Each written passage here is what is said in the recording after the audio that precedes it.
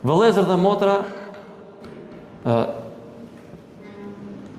kanuni Sultan Sulejman ose ligjvënësi në kohën e Shtetit të Lartë Osman i bën një pyetje një dietarit të asaj kohë, që e kishte edhe vëllat e tij, nga nëna dhe nga babai, por jetonin larg njëri tjetrit, se vllai i tij nuk pranonte të ishte pjesë e administratës, po i them unë, qeveritare të asaj kohë.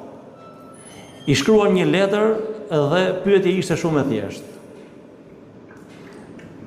Kur mendon se mund të prishet në gjithë ky shtet i madh? Siç ishte pyetja shumë e thjeshtë, përgjigjja ishte shumë më e thjeshtë se kjo.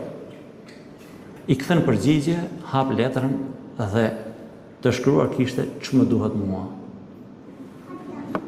Nevrikoset sultani, të mos më përfilli vllai mua, unë i kam bërë një pyetje shumë të rëndësishme. Ai nuk më përfilli.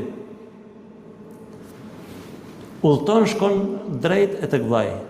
I thot, më ke përullur, nuk më përfille.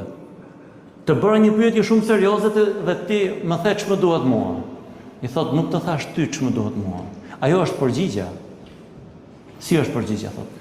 Kur njerëzit të fillojnë të thonë ç'më duhet mua për këtë hall, ç'më duhet mua për këtë problem, ç'më duhet mua, unë nuk jetoj atje, ç'më duhet mua, nuk është raca ime, ç'më duhet mua, nuk është ngjyra ime, ç'më duhet mua, unë s'jam politikan, ç'më duhet mua, unë s'jam drejtues, e më radh, ai vend ka marrur.